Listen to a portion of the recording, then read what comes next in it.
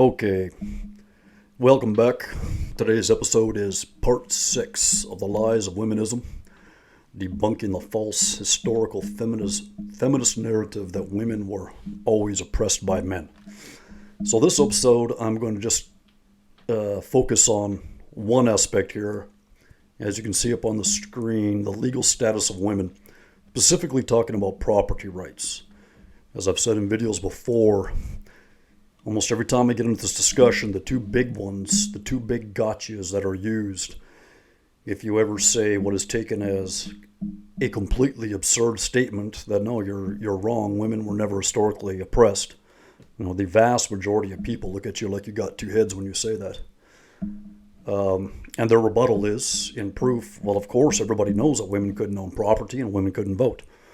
I've already dedicated one video, I think it was my last one, part 6, as to debunking the false narrative of how women just couldn't vote when all men could vote. Not nearly as simple as that. And so this one's going to be dedicated to the property rights issue. Now, as I've said before, when researching this type of stuff, it's hard because without going back to actually specific court documents, specific legal cases, looking at historical summaries, we've had so much feminism now dominating the narrative that it's all written from that point of view. So even searching for this type of stuff, I could really only find one summary that is from a book. Okay, I don't know if this is from the introduction or if it's a brief summary of the book itself. The book you can see in the bottom here is Marilyn Salmon, as the author of Women and the Law of Property of Early America. Now, I went and looked up a review on that. Let's see if I've got it here. Yeah, here it is here. Okay, it's got some pretty good reviews, 10 reviews. It says it's an indispensable guide. The second one here. This book is an indispensable guide to the complicated legal terrain of early America as it pertains to women. Salmon surveys a range of states and details their particular legal cultures, which were varying combinations of English common law, equity law, and local innovation. She explores the history and logic of each system and its strengths and limitations in offering women control over property. Okay. And more or less the other ones say the same. But just right off the bat, for anybody listening to this series that's interested in this narrative and might find this surprising, right off the bat there, it talks about, as we're going to read in this article, it talks about all of the different, where did it go now? It doesn't matter, I've lost it. We can just go right back to the article. The different aspects and the complications, the minutia of women owning property, because remember, as I've said in videos before, and any of you listen can tell me if you've had the same experience. I've heard it repeatedly in recent years, many, many times, of young women, talking about that basically their mothers could barely work or could barely own property without their husband, etc. So their mothers, what are they talking about when their mothers were young in the 80s and 90s? That's just absurd. I'm over 50 years old. Trust me, my whole life, women were working and owning houses and everything. And so we're going to look in here, as you can see on the screen. This is from 1776 to 1830, okay? So let me just hop right into it. The first paragraph has to do more with minority women and this and that, so we're going to get into the meat. Okay, in the second paragraph, in every state, the legal status of free women depended on marital status. Okay, let me pause right there, because that's one thing when I was trying to research this. If that I put into a search engine something like the property rights of American women in the 19th century or in the pre-modern era, almost every article would come up. Women had no rights, or basically no rights, under their legal status. Well, I wasn't looking for their legal status. I was looking at women in general. And I think that's all by design. Because, of course, that is what the law said. But they don't put the context to it. They don't put the context to it. And I've said this before, but I'll keep on repeating it in every video because it can't be said enough, in my opinion. The way that people lived 200 years ago compared to the way that people live today, you just cannot compare. The vast majority of people lived in an agrarian lifestyle, which was very hard. They couldn't call 911 if somebody was hurt. They didn't have cesareans. They didn't have birth control. They couldn't go to the convenience store. So you had to have a division of labor. And most jobs, even for most men, were often backbreaking that would put them into an early grave. So women just, it was not possible for women in mass to go outside of the house, earn like a man, and therefore that area was relegated to him. So it would only make sense that he would have more say on how those things would be administered. Now, even right there, I know that's probably a triggering statement, but it's only a triggering statement if you assign a certain inhumanity to men, as though the majority or the vast majority of men didn't have feeling for their wives or for their daughters, for their families, that they weren't trying to administer things in the best interests on their behalf. Now, sorry, I'm going to pivot just a little bit more once again, because it seems in these type of conversations these days, everybody needs to have a study or a poll or the data. And I'm sorry, but I just don't buy it. Of course, studies, polls, and data can be very useful. But you can also have some wisdom and some experience and put the two together and see if they make sense. So, what kind of study and data would I have on the exaggerated sense of honor and duty back then? Something pretty hard to qualify. I think it's pretty well accepted that a couple hundred years ago, it was a common practice for a man to challenge another man to a duel to the death if he insulted his honor in public. I think we even just know from movies the tradition of men standing as a sign of respect and taking off their hats when a lady entered the room. It doesn't say it because this article isn't about the legal obligations of men, but I have come across that what they don't mention in the context, because everything is so feminist slanted, that it always wants to allude or paint that how bad things were for women. But when, as they'll talk about in this article here, under coverture, which was the legal concept that once a man and woman were married, the woman abolished her individual rights, her legal rights, and gave them over to her husband. But at the same time, he also completely merged with her, where he had to be 100% responsible for her well-being, even many times in cases of separation or divorce, or even if she abused him, which was a lot more common than they would have you think by the narrative. So there was a lot of things that really were charges and heavy responsibilities on men too, which is hardly ever the way that it's painted.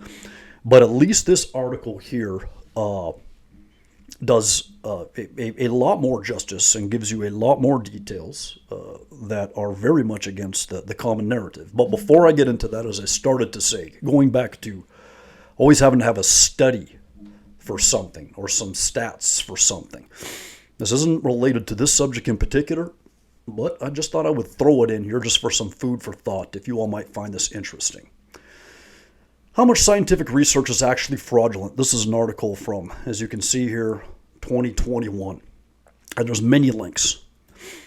Fraud may be rampant in biomedical research. My 2016 article, Broken Science, pointed to a variety of factors as explanation as to why results of a huge proportion of scientific studies were apparently generating false positives that could not be replicated by other researchers.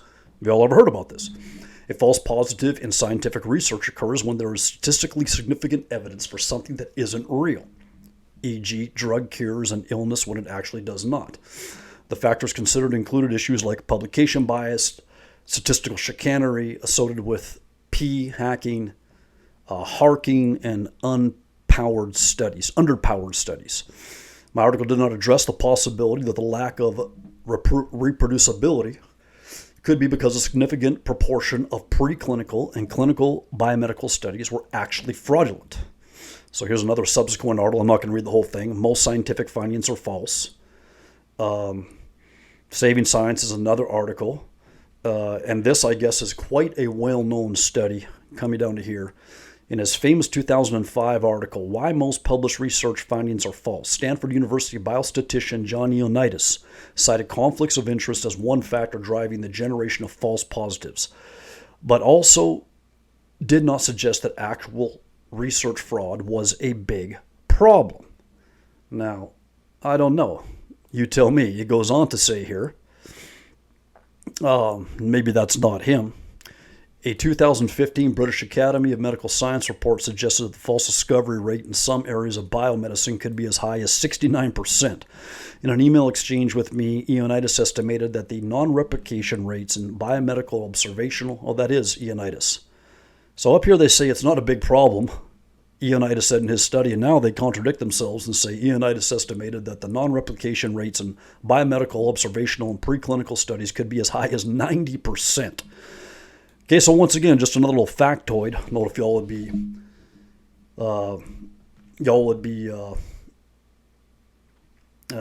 the know about this.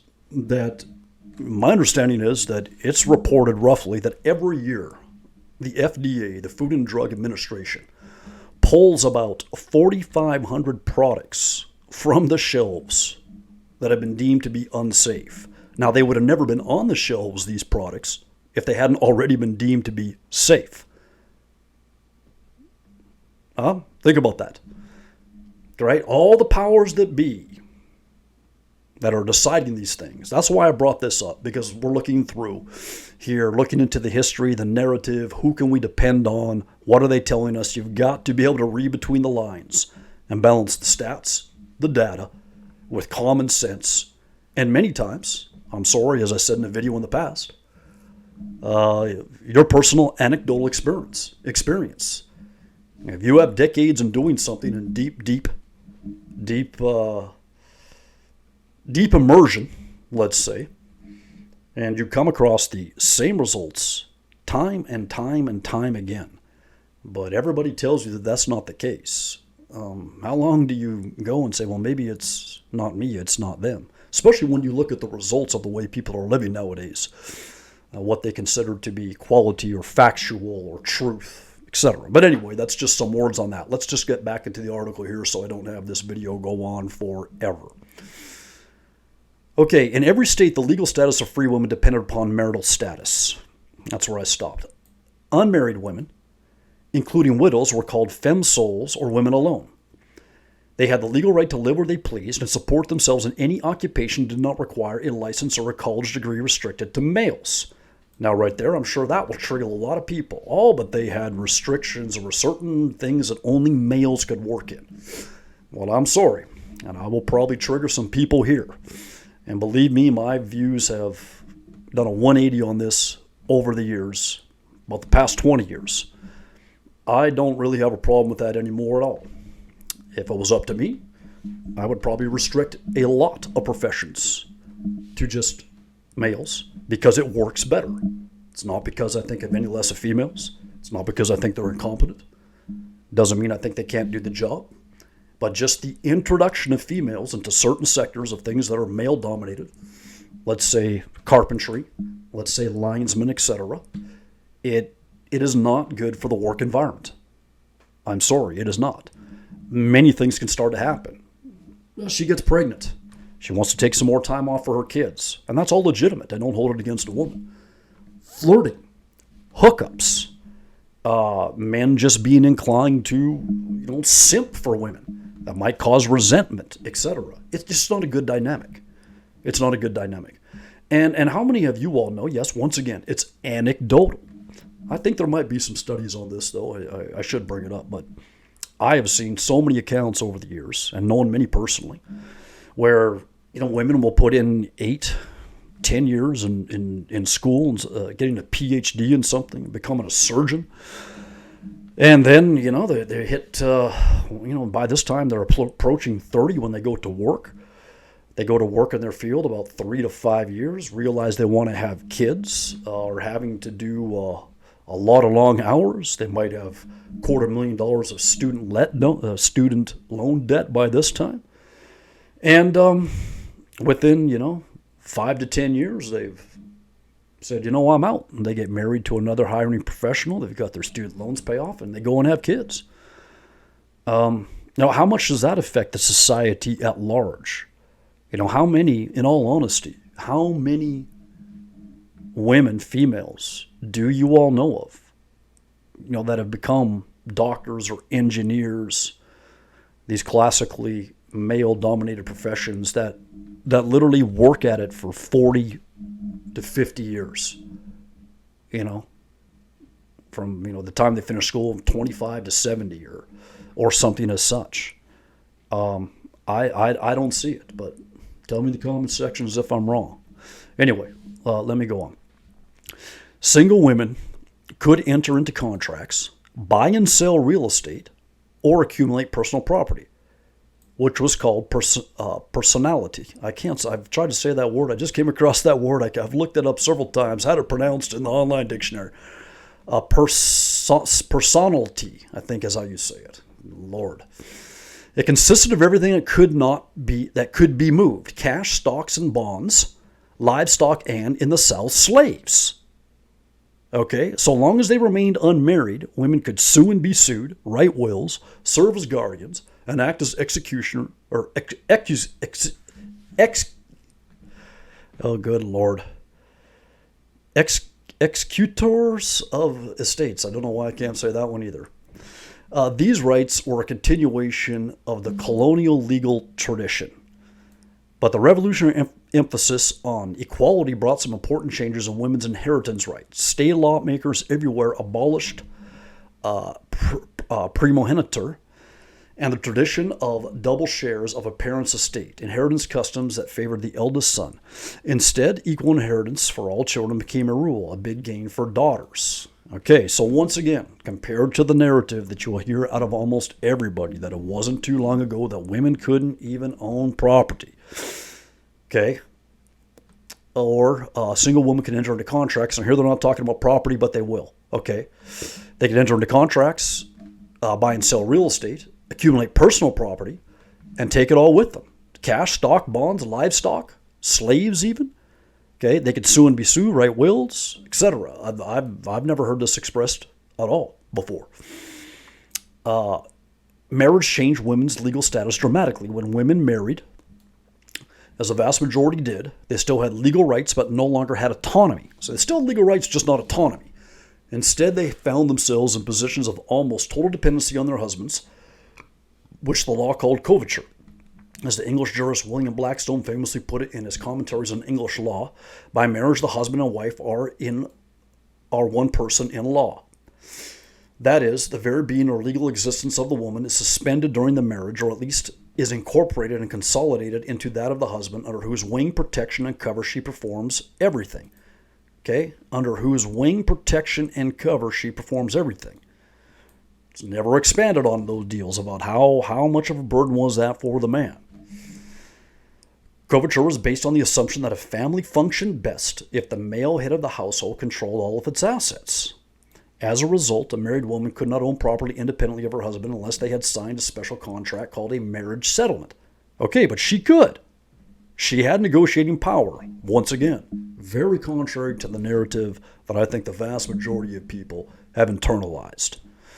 And also, too, it's going to be very triggering today, but coverture was based on the assumption that a family functioned best if the male head of the household controlled all of its assets. I'd have to say, you know, when we take a look around today, I just put up a video there of how women destroy civilizations, how all the stats are in the modern era. Women, as a group, not individual, but in the whole, in their aggregate, are a net loss to society. They take out considerably more than they put in. They don't naturally, and that, of course, according to the feminist narrative, it's all, you know, well, that's because men oppress them and brainwash them, and, you know, they still have 1,000 years to go before they get out from under patriarchy. BS. I'm calling BS completely. No, women have a different design and overwhelmingly have a much stronger nesting instinct because they are child bearers, and they aren't risk takers as much. They want security, and you know, seeking security as such Isn't necessarily a good mindset for being able to manage in the macro outside of the house. Okay, continuing on. Such contracts were rare and even illegal in some parts of the country. In absence of a separate estate, all personality a woman brought to her marriage or earned during marriage, including wages, became her husband's. He could manage it or give it away as he chose without consulting her. I'm calling bias on this. Goes on to say, that sounds bad, and it was. Okay, do you really think men were giving away, and especially in those times when you didn't have, average people didn't have all of these resources, you didn't have this social safety net, you couldn't go just get your EBT and whatnot. And I think the way that is written is alluding to, this was kind of a common thing.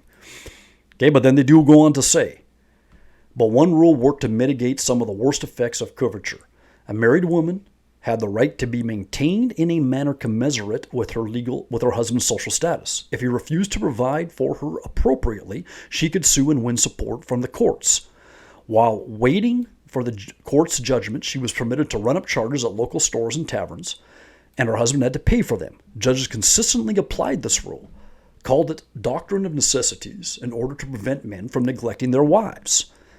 And these were all male judges back then, right? But the courts could not stop husbands from gambling or making bad investments. Women had no protection when their husbands proved irresponsible.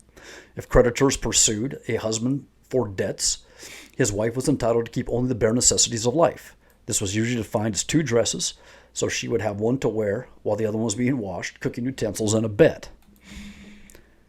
Okay, but besides that last little deal there, and how often did that happen?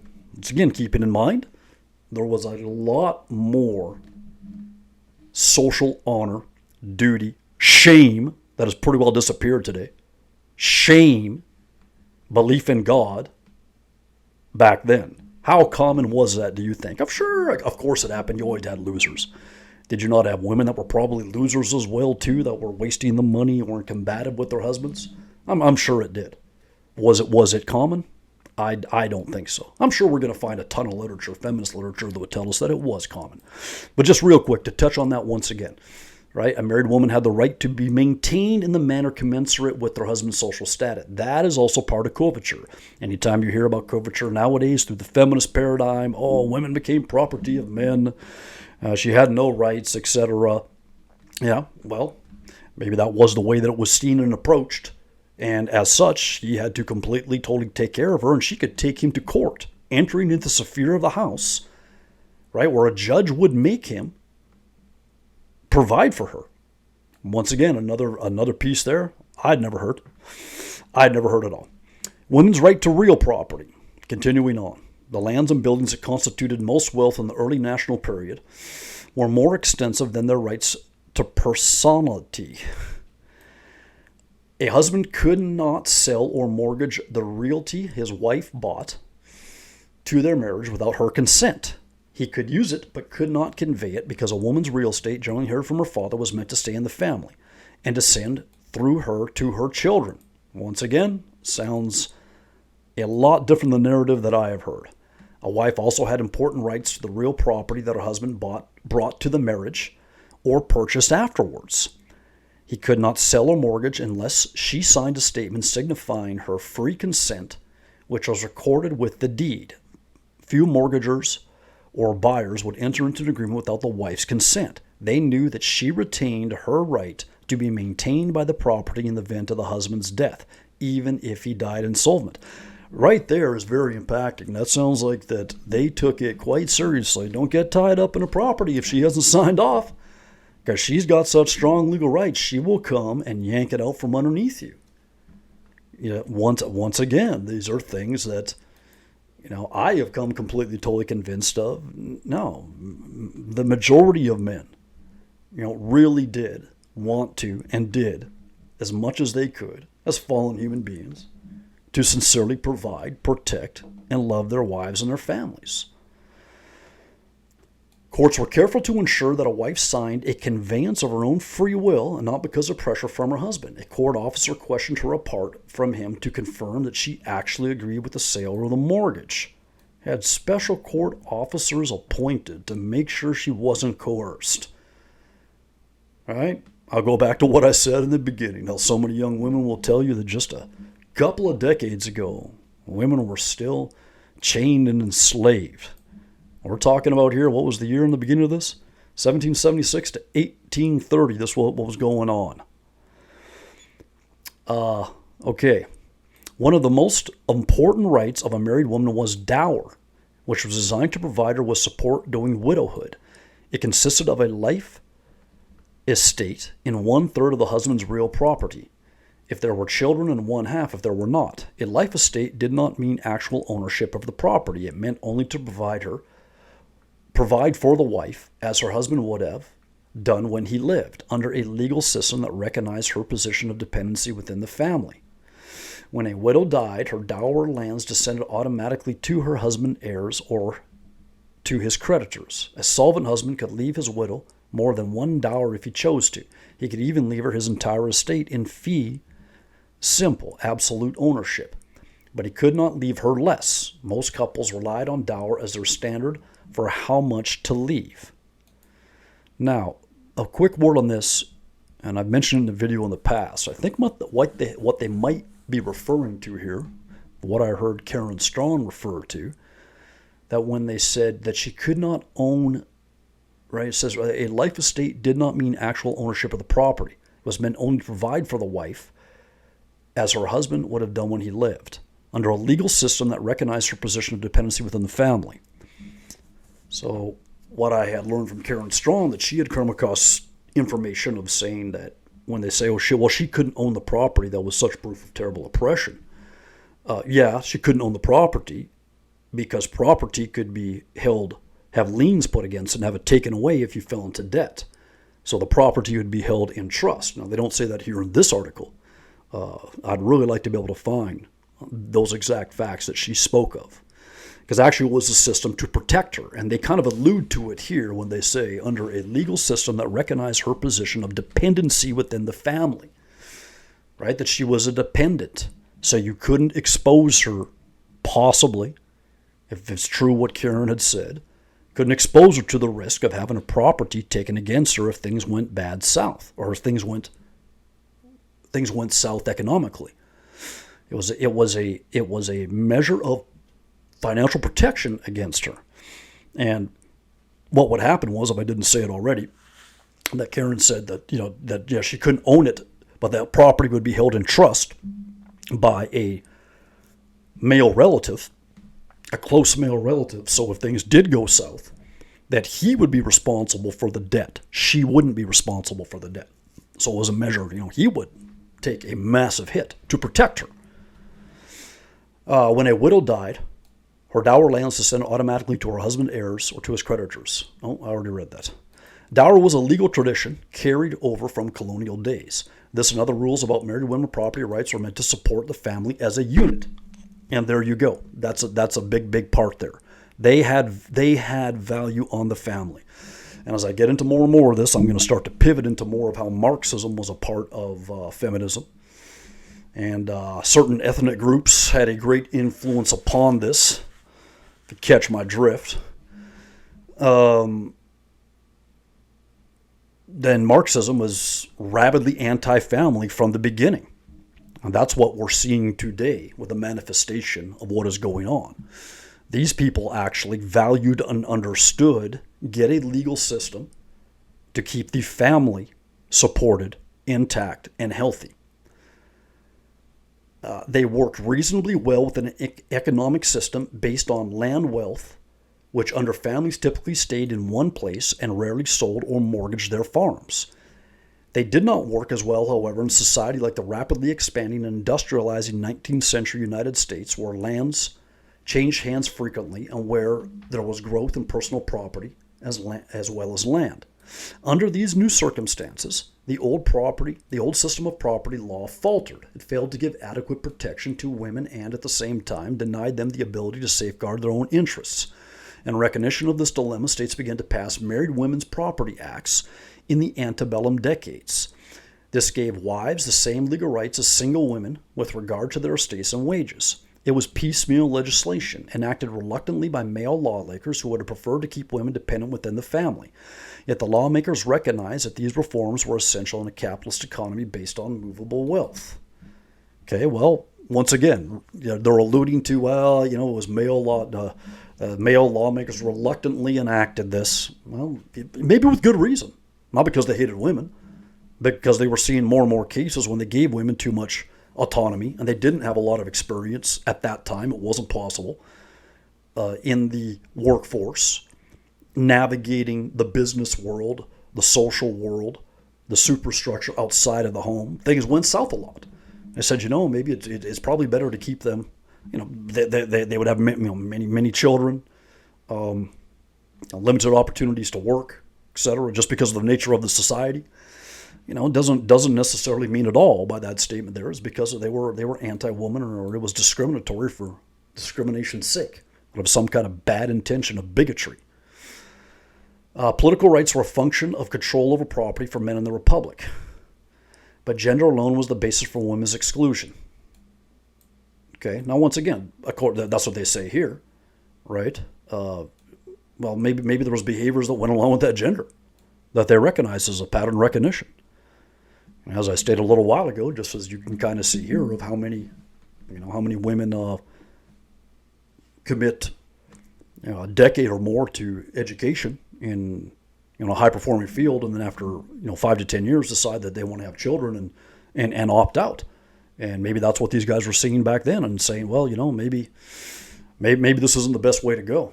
And also remember too, in the video that I just did on women's suffrage and voting, men with property and certain positions and whatnot were the ones that were able to vote. And it was only relatively recently, just decades before women were given the vote, that all men could actually vote themselves. So this is very, very deceiving.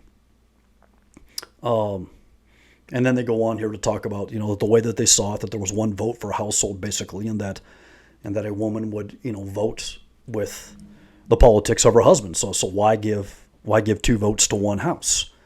And that's another one today under our mindset today. I'm sure many people would find totally triggering and controlling, but I'm going to part once again and maybe trigger people. I hear all kinds of people talk these days about couples where, she's a liberal and he's a conservative, or she votes Republican and he's a Democrat. And I'm sorry. I've never seen any of those relationships as being healthy at all. How you don't share major core values and make things work is completely, totally beyond me. This sounds like a much more, this is when actually people valued values, understood that that's what it took to make a family and a marriage and a society work. I didn't go with this nonsense of, I like this and she likes that and we're exact opposites, so nothing in common, but whatever. And then everybody scratches their head why everything is going to hell. Well, you're buying into nonsense, that's why. So then they go, now here comes some of the, like almost as every, in my opinion, once again, blatantly discriminatory attitudes kept lawmakers from giving women the votes. They did not want to share their political power with daughters, mothers, and wives, just as they did not want to share it with free black men or immigrants. And maybe they had good reason. Maybe they tried it, and this is funny. That's what the next sentences are going to say here. Maybe they had tried it and seen some results that weren't working too good. Have you all seen these maps that they've produced in recent years? That have ever since women were given universal suffrage, whenever it was, back in 1920 or 21, that if it had only been women voting from that time on, we would basically have been in a communist country decades ago. That overwhelmingly, that's what women vote for. More centralized state, more handouts, more government intrusion, etc. People will melt down when you say that. Now, these are the same people that like to go to their stats and their polls. There you go right there. Okay, this pattern can be seen clearly in New Jersey, the one state where women with property were allowed to vote after the Revolution. Never got that, never heard that little nugget before. In 1807, legislatures took this right away, not only from women, but from black men and aliens as well. As it turned out, discrimination against women in the area of the franchise lasted the longest of any disadvantaged group, at least on paper. Yeah, so maybe they gave it, okay, so what? It was after the Revolution? So that would have been, what, 1783, after the Revolutionary War, that they had it. And then in 1827, they took away the vote from women. So what, 23 years maybe? Something as such? Yeah, a generation? Yeah, maybe they saw things going to hell. That's never... It's always just alluded to, well, it must just be discrimination for discrimination's sake. Maybe they had good reasons to repeal the vote for women. You can't say these things in polite society today. Okay, and then the last paragraph here says, American independence brought women greater freedom from husbands who were abusive, neglectful, or adulterous. In colonial society, divorce was virtually impossible under English precedent, but all of the new states recognized the need to end unhappy marriages. Okay, new states, we're talking end of the 1700s, 200 years ago, they could get out of a divorce. They could get out of a marriage and have a divorce. The choice of appropriate remedies varied considerably. However, some states, particularly in the South, only allowed separate residence with alimony, called divorce from bed and board. Other states granted absolute divorce with the right of the innocent party to remarry. In matters of divorce, social and religious values affected the laws in different parts of the country. The conservatism of divorce laws in southern states, for example, was probably related to slavery. It was difficult for lawmakers to grant women absolute divorces because their husbands' adulterous relationships with slaves. The New England laws, in contrast, stemmed from a long-standing Puritan belief that it was better for unhappy couples to separate and remarry than to be joined forever in a state of discord and temptation to sin. And then they go on to say, actually, too, the child custody laws expanded and whatnot. Once a whole lot of women's rights happening here. Yeah, and of course, were they on par with men? No, was there a good reason for that? I mean, what was happening to men? What type of restraints by society was put on them, obligations, etc. But compared to the narrative that we've been sold, I think this is another one that reveals a lot. That it's just a load of bunk, in all honesty, in my opinion. But I've got another, I don't know if I'll include it in this video, see how long this one's gotten. Because there's a video I uploaded there a week or two ago on an alternative or an addendum to the historical narrative on slavery, where they actually cover a case of a woman in Louisiana back in the slave days that owned her husband. And her husband pissed her off at one point, and she sold him to the neighbor and then repented a little while later, wanted to buy him back, and the neighbor wouldn't sell him. It's just another little nugget there of a woman. And this was a black woman, I believe. I believe this was a black woman. A black woman owned her husband and sold him in, I think, the 1830s this was. How oppressed were they? How oppressed were they? You tell me. But like I said, I've told you that now. You guys can check out the video. It's in there. It's on my channel. Just a little while ago there. I don't think not worth going back and playing the whole clip for it. You know about it now. But I'll wrap up this episode here. Another chapter in debunking the false historical narrative that men were the big old meanies and terrible oppressors of all time and never did nothing for women. Catch you all in the next one.